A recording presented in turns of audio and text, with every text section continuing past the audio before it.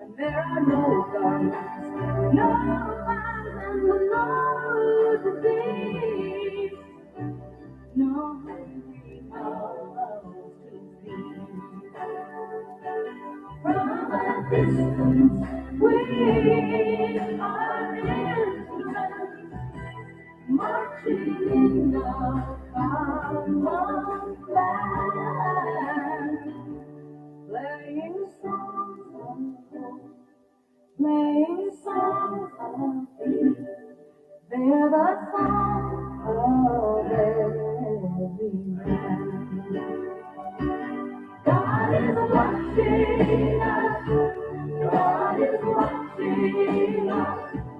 God is watching us from a distance.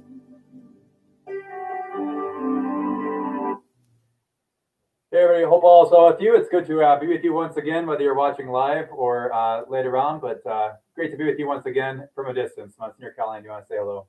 Good evening. Good to be with you again. Beautiful week. Father Myers kept it calm this week, so that made it a perfect week. But we're glad to be here this evening, and hopefully it will be a great experience one more time. Great. So we'll have a visitor with us here shortly. I'll introduce him in just a few minutes, but as always, want to start with the parish news around both St. Timothy's and St. Ignatius. First, the St. Timothy's School Marathon is happening this Saturday, so looking forward to that and spending time with the families in that way. And thanks so much to all of you who have already supported the children and the school in that way. You can still turn your pledges in. I want to beat the principal in this contest, so any help in that way would be greatly appreciated. Help me to beat Miss Shelby and avoid kissing a fish on Saturday. So, but again, appreciate all of your support for the school marathon. It helps us obviously immensely for with our education at the Catholic school here. I gave an update this last weekend at St. Timothy's at the Masses, but in case you weren't able to attend, just again want to say thank you to all of you at St. Tim's for your great generosity and support, especially during these COVID times. It's been remarkable and very, very much appreciated. It's been a huge blessing. And again, just want to say thank you so much. Again, in light of the whole shutdown and everything else, you very much prioritize the parish and giving in that way. And we're just very, very blessed abundantly by all of your support. So thank you. The Wing and a Prayer event was also a great success. So thank you again to all of you who came out to pick up a meal. We had over 400 meals delivered in that way or picked up in that way. Thanks again to Tricia Manuel for her organization of that event and leading the way in that charge. Again, just great to be able to have that outreach and to see everybody in that way. Unfortunately, I wasn't able to see people because I was saying mass, but thanks to the volunteers and again, thanks to Tricia Manuel, and it's good to have that event. So some people have been asking how long the parking lot mass will be going. Basically, my plan is, as well as the volunteers' plans are, is just to keep it going as long as we possibly can. That would include through winter time. Again, presuming that there's no blizzards and these kind of things, just to be aware that we're planning to have a parking lot mass going on indefinitely, as long as the need is still there with the whole COVID situation and these kind of things. So just an update in that way. The St. Ignatius Bible study, the Monday night Bible study is going to begin October 19th. That's at 6 p.m. on Mondays. Again, beginning October 19th, both the men's and women's Bible study will begin once again at St. Ignatius, beginning Monday, October 19th at 6 p.m. Again, a great way, of course, to grow in your faith, get to know other people, especially during this time, a good chance to get together and connect in that way and connect with your faith. Also, the Wednesday morning Bible study at St. Ignatius will begin once again on October 21st. So just some news in that way. As always, during this conversation, feel free to leave any questions, comments, and these kind of things. We can talk about anything you want to talk about. But we're blessed this evening in a special way to have with us Father Dick Sudlik. He is an oblate father, and he is the director of the Christ the King Retreat Center down the road in Buffalo. And we're very blessed to have him as the director of the King's House here with us this evening. I'll have him take a seat here in just 1 second. But yeah, with that, why don't you have him take a seat here, Father? Okay. Welcome, Father. Well, thank you much. Great. So again, thanks for being here, and maybe you wanted to start off by saying a little bit about yourself, who you are, your background, how you came to Minnesota, these kind of things. All right. Well, as Father John said, I am with the Oblates of Mary Immaculate. We're a religious community. I tell people we're kind of like the Jesuits and Franciscans, except humble, so nobody really knows who we are. But we're one of the larger men's congregations in the church. We have over 4,000 members in over 60 countries. And we were founded by a man named Eugene de Mazenod, who is now a saint in the church. And he grew up in the time of the French Revolution. And after the French Revolution, the church in France was devastated. It was almost non-existent. And he gathered some young men together, other priests, and they preached the gospel to the poor. And in the towns all around Marseille at first. And then eventually, as the congregation grew, missionaries were sent out around the world to the Northwest Territory in Canada, to Sri Lanka, which is then called Ceylon, to South Africa. And lo and behold, here we are, many years later, as I said, over 4,000 members in over 60 countries. Personally, I grew up in, believe it or not, Buffalo, New York, and now I live in Buffalo, Minnesota. So born in Buffalo, maybe going to die in Buffalo, who knows how that works. I went to a Catholic high school run by the Oblates of Mary Immaculate. I like to tell the story of how God works in strange ways. When I was graduating from grammar school, the Diocese of Buffalo had just built a brand new high school, boys' high school, not that far from where I lived. And all the boys in my class went to Bishop Turner. I went to Bishop Fallon. And the reason I did was my older brother was there ahead of me, and he arranged that I could work in the bookstore. And because I worked in the bookstore, I didn't have to pay tuition. In 1959, tuition was $70 a year. So for $70, I went to Bishop Fallon, and that's how I met the Oblates. So if I hadn't gone to that school, I wouldn't be sitting here today. But I grew up in this very Catholic environment. Matter of fact, I have a younger brother who was also a priest. He was with our community and was assigned to Grand Rapids, Michigan, and just fell in love with the area and decided to put down roots there. Where myself, I've been in 11 assignments in my 48 years ordained. I was in Florida for 17 years, West Virginia, South Carolina, Massachusetts, Buffalo, New York. And the assignment I had before coming here was in New Orleans. I was in a parish, a shrine, about 3 blocks from Bourbon Street. If you know anything about New Orleans, that's the crazy street in New Orleans, the tourist trap. We were 3 blocks from New Orleans. So going from New Orleans and all the chaos and the Mardi Gras and the parades to coming to Buffalo, Minnesota was a little bit of a change, but it's a change that fit me pretty well. So I'm really glad to be here. The one thing about leaving New Orleans that I found difficult was I'm an avid golfer. And as a matter of fact, I love your course, Albion Ridge, in this area, But you can't play golf too much in November, December here in Minnesota. So I'm going to have to deal with that. Matter of fact, when I left New Orleans on November 6th, 2 years ago, I played golf in the morning in shorts, got in my car, started north. I arrived in Minnesota, in Buffalo, on the 8th of November. And the first thing I had to do was to take my car into the garage because the washer fluid had frozen. And I said, I think I've arrived. Okay. So that's a little bit of my background. And it's been a blessing for me to be here. That's great.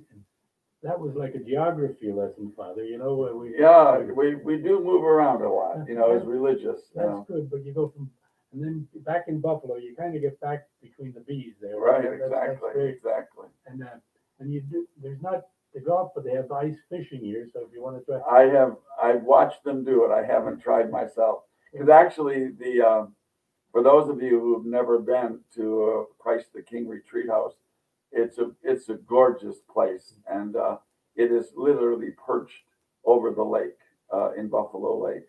And so we look out of our dining room windows and see all the ice huts out there, and it's quite nice. it's gorgeous. And over here on Maple Lake, they have 2 years ago, I think, Father. Uh, well, maybe it was 3 years ago now. They have this what do you call marathon now, and they Uh-huh. well, this one was they had to do the polar dive or jump or whatever. Oh, So Father went in, and I thought he was turned into an ice cube by the time he came out. But now this year, and each year it's one that he and the principal have this back and forth. Now he said, I'm going to break the news to him. He said it was a fish that they're going to kiss. Actually, it's an octopus. oh, So, even worse. so can you imagine that? Yeah. Good luck, Father. Yeah, thank you. It's great. So obviously, Christ the King's House does a lot of wonderful things. Can you maybe just share some of the outreaches, the retreats, these kind of things that you offer there for those who may not know? Well, there's a preaching team at Christ the King. There are two other oblates, Father Jim Deegan, who's been there for many years. As a matter of fact, until May 17th, he was the director. But he just celebrated 50 years of ordination, and as a gift, they said, you can step down, stay there, preach, be a director, but you don't have to worry about the bills. So I took over, and Father Lon Canola is the other oblate there. And then we have a Sister Brenda Rose, who is a Franciscan, and she's also part of the preaching team. We preach what we call our silent retreats, about 30 of them a year. They're either over a weekend or what we call midweek, Tuesday through Thursday. And we preach to, every year we have a theme. This year, our theme is a listening heart. And we all, in a sense, in some way, try to reflect upon what does it mean in faith to have a listening heart. And as I said, they are done in silence. We have liturgy, we have confessions available, private sessions with us if people want. And we do about 30 of those a year. Then we also sponsor retreats. For example, Father Charles Lakowitzer, who's very well known in this diocese, he's a regular. He comes at least once a year. There's a Sarah retreat going to be held in November, and this year Archbishop Hebda is going to be the preacher for that. So there are about 10 sponsored retreats where we don't do the preaching, but we bring in someone who can offer a different theme and all. And then we sponsor groups. We host them. They could be religious groups. Most of the clergy of this area from St. Cloud, New Ulm, this diocese, will have their retreats at our house. We've hosted Lutheran groups. We even host, for example, last year, they didn't come this year because of the COVID. We had 80 clowns spending a week with us. They had a clown workshop, and they literally just taught each other how to be clowns. We have last year, not this past summer, but the summer before, because with COVID, a lot of things have been canceled. We had needlepoint workers, about 100 of them, and they spent the whole week doing needlepoint. So we try to make ourselves available not only for our retreats, but sponsored retreats, plus just hosting and giving hospitality to a lot of groups who find us, very welcoming, and that is our goal, to really be a welcoming place. and especially with our own groups, to find some silence. We live in a world that is really kind of noisy, and we all get sucked into having television on all the time. Or I know myself, when I get in my car, it's almost if like the car will not run unless the radio is on. So to have a weekend of silence, or 3 days in the middle of the week of silence, that can be a real blessing for people. Father Meyer will be looking for that because he has a listening heart, and I've been talking his ear off since I got here. So if you get a call from him, you know what the emergency is. Yeah. And we, by the way, we also have many times, like this week, there is a priest from the Archdiocese of Minneapolis, St. Paul, and he's simply here on a private retreat. Right. And he wanted to see Father Deegan, who is again a great spiritual director. So he'll touch base with him throughout the week. But we do that quite often. We'll have 1 or 2 people just in the house. If there's room, we're just very welcoming that way. It's beautiful. I was rector for 2 terms there at the St. Paul, the best seminary in the country, by the way. Right. But I was there, and we had every year Father Lakowitz here giving some of our men a retreat, and then there were other classes that would come there at different times, and it was wonderful. I remember I gave a retreat for some, I don't know if it was a deacons group or the permanent deacon at one year, and stayed up there, and the what would you call it, the house or the rooms for the spiritual director, they looked right over that lake, and it was absolutely gorgeous. Oh, it is. We have, it's quite a beautiful house. As I said, we have 70 rooms, double occupancy, private bath, so it's very comfortable, and a beautiful dining room that overlooks the lake, a beautiful chapel. One of the things that we are struggling with now a little bit is because of the virus, the COVID, and the spacing, we're limited somewhat in terms of the numbers we can have. We've had as many as 90 people, but right now we really capped off at about 45, because in the dining room we have to have people spaced. So instead of 5 people at a table, you can only have 2, and so we're limited that way. But we're doing the best. Thank God we've actually come back.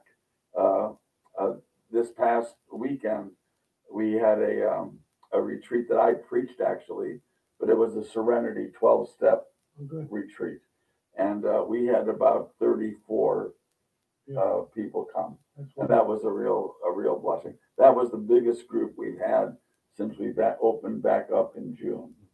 That's wonderful, and hopefully, as we move along here, we're not going to be closed down forever. Oh, yes. We're looking forward to getting back up and running, because there's so many. As I said, there are so many groups that would be coming, and they just really, people just are frightened, and I understand it completely. So we're looking forward to a vaccine. That's right. And to get back to normal, just as all the churches are, I'm sure.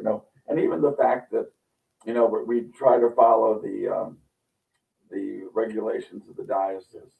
So we don't have singing. Now we play music during the services and all, but it's not the same. So. But of course we Father and I, and then Father Andrew here, we're the Corona kids. We were the first, I think, in the state to get that. Right, I remember that. So, but everybody's following our example. Look at the president. I know. He's joined a unique group. I know.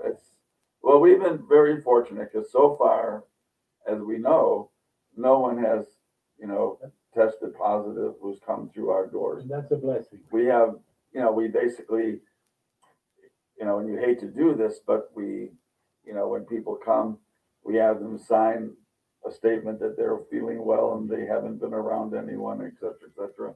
We do a lot of sanitizing, and so, for example, in the past, our housekeepers, we have a wonderful housekeeping staff, and they would fix the rooms, and then they'd be gone. And after the retreat, they'd come in. Well, now they have to come in during the retreat and wipe down the railing and the doorknob and all. And even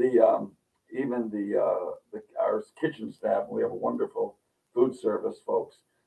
You know, we have a buffet. That's how we serve. Well, you know, in the past, everyone would go down the buffet line. Well, now our servers handle all the utensils because we don't want to, you know, spread the virus. So it's what you have to do. That's right. And to me, I always tell our people, and I think I'm sure it goes the same way for a parish.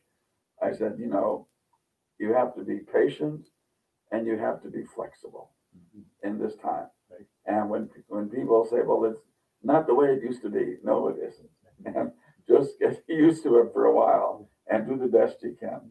And then when we want to offer hospitality, it's not only a matter of being welcoming, but to try to make people feel safe. That's so important because Yeah.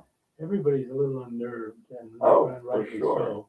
But it's the same here. But in the parishes here, people are certainly anxious to get back to church, and they're coming and I think it's difficult for the pastor and others that you don't ever want to say no, you know, but there are certain limitations that are good of everyone, you know. So, but they've done well. Father's had it planned so well here, and with the help of his staff, that you know they've managed to keep them at the proper distance, and everything is sanitized. I mean, you could eat off the floor for heaven's sake. But I think I'm sure you ran into those very painful things like what you do with funerals and weddings, and you know that something like a wedding, you know, a young couple is dreaming of, and it's just not going to be that way for now. And so, but they've been very understanding, I think, for the most part. And everybody has to, you know, we've never been into anything like this, so it's all new territory. But they said patience and flexibility. That's right. And that'll get you a long way to where you have to be.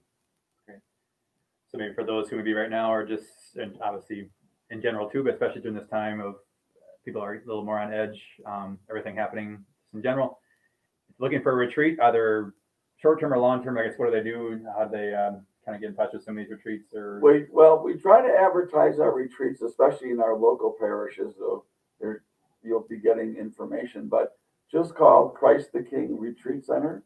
And if you ask me the phone number, I don't remember it. I'll have to look at but we're in Buffalo, Minnesota. Matter of fact, I'll get out my card, I believe. When you don't call your own phone number, but if we have, you know, retreats, you know, throughout the year, our phone number is 763-682-1394. And you'll get our secretary, Anita, and she'll tell you what's available. And as I said, not only for our own retreats, but for the sponsored retreats. Father Nasel, you know, Joe Nasel, I've been in this area quite a bit. He's going to be doing one in November. And Susan Stabile, who is a teacher in St. Thomas, I believe, is going to be doing an Advent retreat. So we're pretty well, you know. And the Sarah Club, I'm coming tomorrow night for the Sarah Club there. They're having their meeting. So I'm coming over to talk a little bit about. And you're going to do the mass. Yeah. Well, and you're going to be pleased because for a while we felt we could not open the chapel up. Right. But we reconfigured it, so you're gonna be the first group in the chapel. Isn't that wonderful? You know, it is. I feel like I'm back in church. It's a beautiful chapel too, because it kind of looks out over the lake also. So that's great. Yeah, we look forward to it. Wonderful. But yeah, I think now you've been here. Have you been here before, or was this your first time? This is I've been at the retreat house for meetings with the Oblates. But this is my first time in Minnesota. Yeah.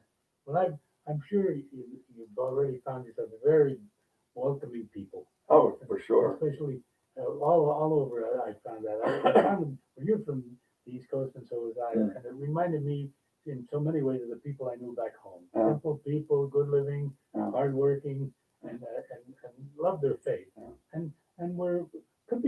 times, but that's part of the thing, you know. You know, and his father was, you know, saying in his introduction or giving the news, he was thanking folks for their generosity. I've just been overwhelmed by, you know, because people realize that, you know, we have bills, but there was nobody in the retreat house, you know. So, but people have been just making contributions That's that wonderful. are just remarkable. I mean, I've been kind of overwhelmed by it all. So we're just so thankful. We have very faithful, you know, people who have come, you know, people who have come to our place uh, when they've been in our place for 25 years or 50, and we've had some people who have been to 50 retreats. Wow. You know, we kind of recognize them. I would- I guess so, you know. But I mean, we do have people who have actually been for 50 years. Isn't that beautiful? Yeah. Well, it shows you that they feel that they're getting closer to the Lord just by coming here. Yeah. But how about just in general now, the oblates and so on in the different areas, in the work of evangelization, how has it been or how the new, how would you say, experiences that you have in that?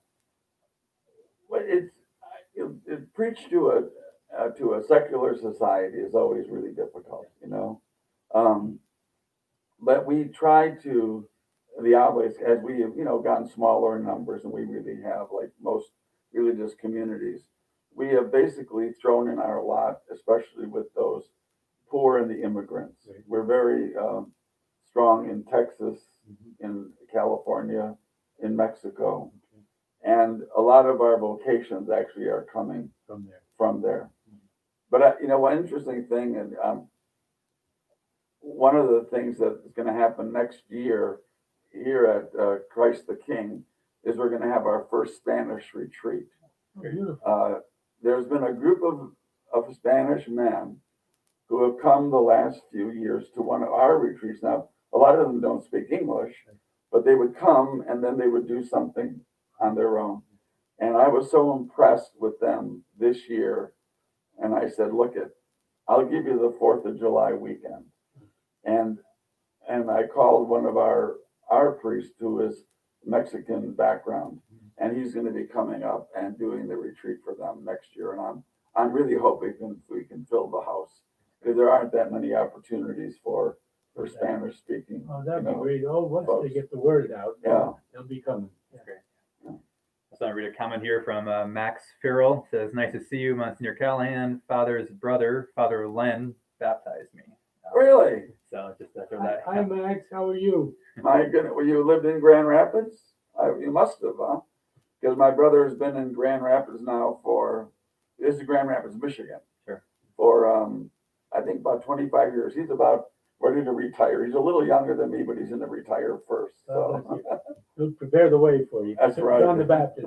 Well, Max here was one of the students in Rome with us from St. John Vianney College Seminary, and I was over with them last year for the first semester, and then until the China flu, as they call it, hit the ground, and then they had to come back, and they weren't able to finish the year. But Max, he was very much able to get around the city there and got to know the staff and the rector and all, and he helped with the sacristy, and he was all around kind of a guy, you know. So Max, keep up the work, but study and make sure you're on time in the morning. That's good. That's great. To mention a few times, just like which obviously I would very much echo how beautiful the retreat center is, and the setting there on the lake. It's just a wonderful place to be, and very peaceful, and great place to make a retreat, certainly. And if you want to share some of the history for those who may not know about the house or just the retreat center in terms of the setting and those kind of things. Well, I believe it was in the early 1950s. We bought a piece of property, and it was owned by a man named Lethert. And it was his house. And so if you go to the retreat house now, there's a section that you could tell was an old house. And that was the original retreat house. And little by little, the members of, at one time, the Oblates, we had 5 provinces in the United States. That's kind of a geographical thing. And our central province was the Midwest, you know. And they bought that house, and then they built one section, another section, and then they tore down the second section and they built a newer one. Uh, and so it's, as I said, it's quite a beautiful place. I remember when I first got there, this is years ago, just visiting, and I said, how the heck, because it looks like there are three separate buildings. Mhm. And I said, how do you do this in the winter? Well, they're all connected That's right. sort of by little tunnels and things like that. So you never have to go outside. As a matter of fact, in the wintertime, you can find yourself getting a little stir crazy because you haven't been outside in like 5 days because of the snow. And yeah, my first winter here was the winter 2 years ago when we had the Arctic bomb or whatever they called it. That was an experience. So, but maybe you want to talk a little bit too, just about retreats in general. Why they're important, where they come from. Right. If you think about the scriptures, Jesus, at different times, goes off by himself, goes off to really be in communion with the Father. And that is what a retreat house allows people to do.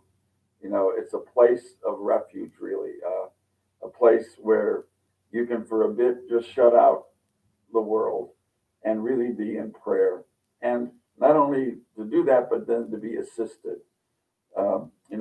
I think when we host a retreat, for example, one of our retreats, we make ourselves available. And, so often people will come in and there'll be something on their heart heavy, and they'll just be able to talk about it, to, reflect on it, to ask for some advice, and you try to do what you can. But I think just the fact of being able to share from the heart is a real blessing that we can offer folks.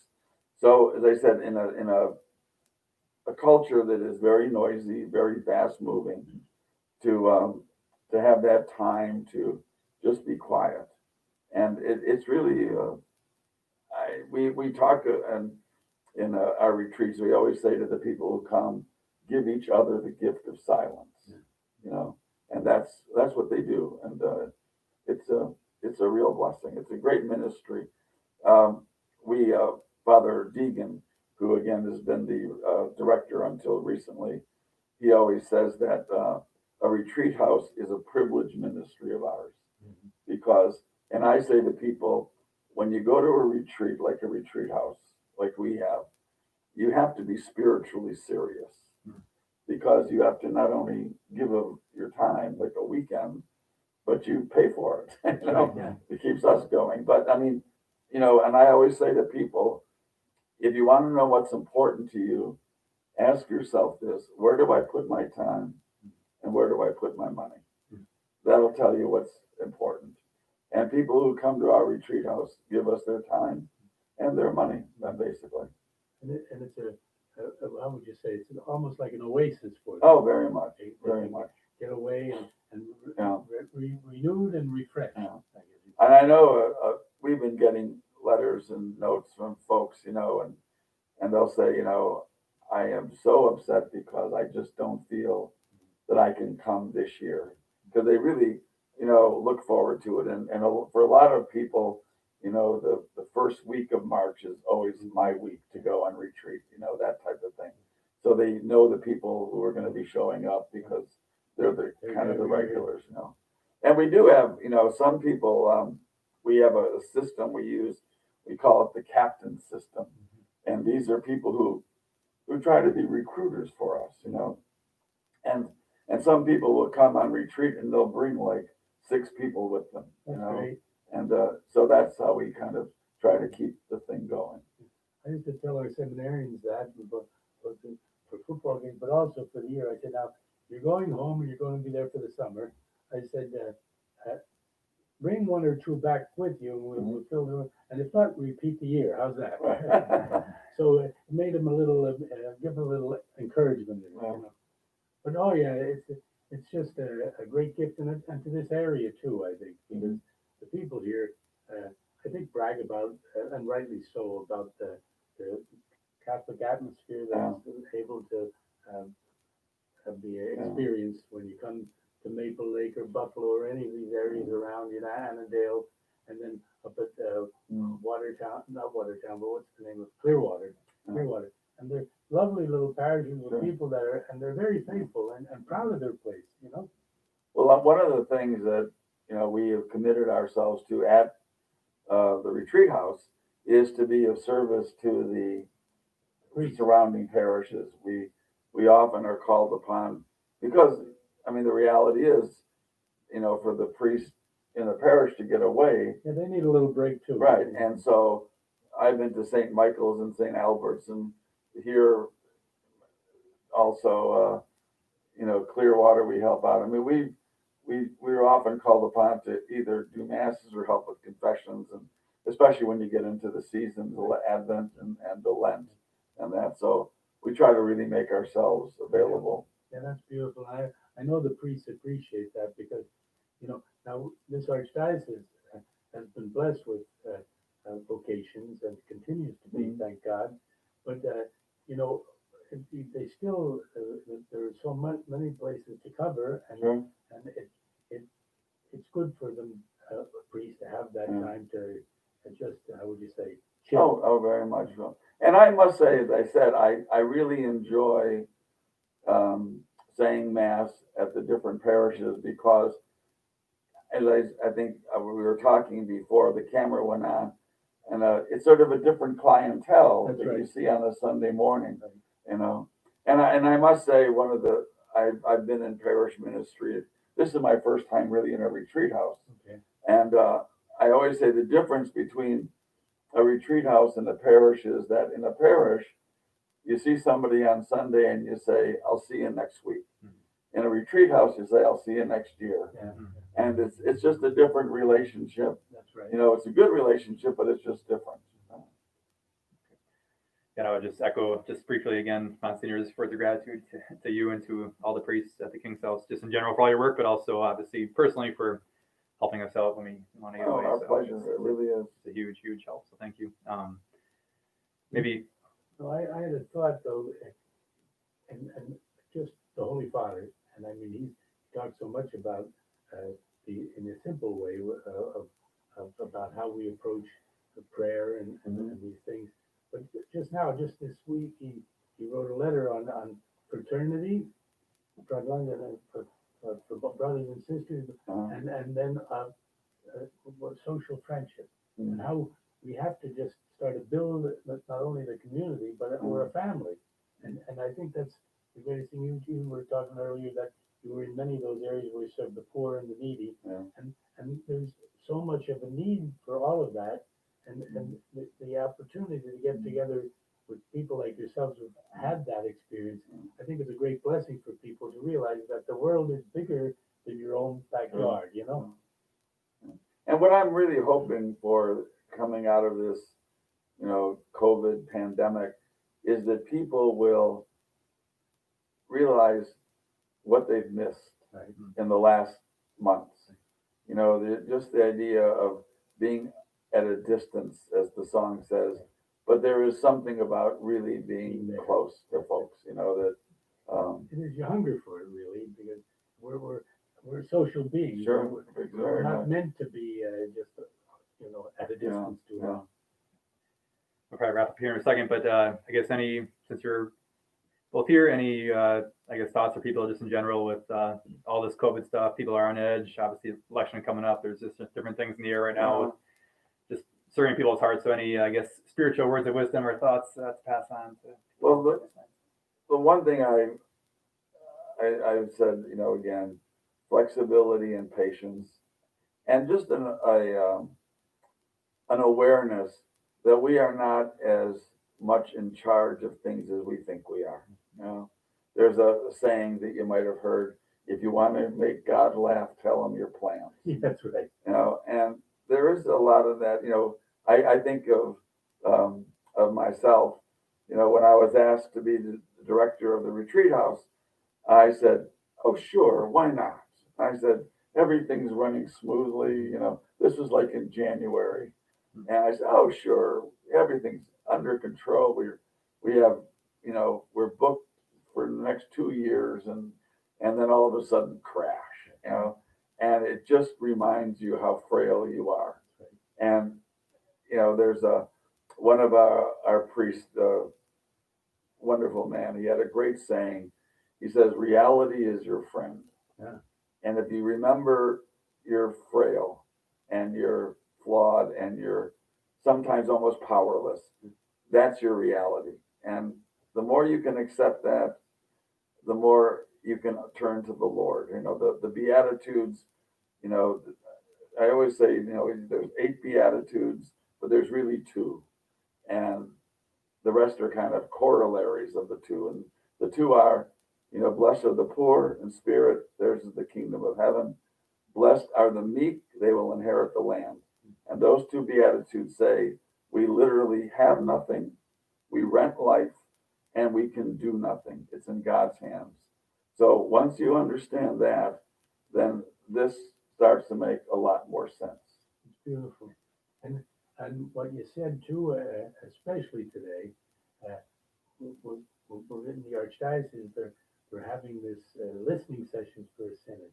And you talked about a listening heart. That's what I think is so much the key of it, that you're ready to listen with your heart open to understand what the Lord's telling you, and also that, and then you to be able to guide people with that. You have to listen more than talk many times. Yeah, for sure. But we usually end up with some kind of a hymn or a prayer. But yeah, tonight we're going to do something a little different, because we're talking about the heart here all of the time. And this might be one of those songs you remember from when we were around the same time, I think, when we're priesthood, we're 49 years, there we are, so we're around the same age too. It's a little before our time, but it's when I think of the heart, I think of this.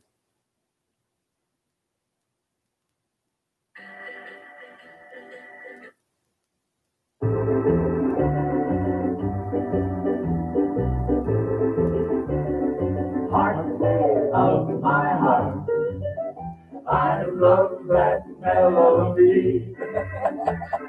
Heart of my heart, brings back the memory when we were kids on the corner of the street. We were rough and ready guys. Oh, how we could harmonize. Heart of my heart, their friends were dear as death. Too bad we had to part. I know a tear would glisten if once more I could listen to that gang that sang Heart of my heart. Come on now, let's start. Come on. Heart of my heart, I love that melody. Heart of my heart, brings back the memory when we were kids on the corner of the street. We were rough and ready guys, but oh how we could harmonize. Heart of my heart, men friends were dear and then. Too bad we had to part. I know a tear would glisten if once more I could listen to that gang that sang Heart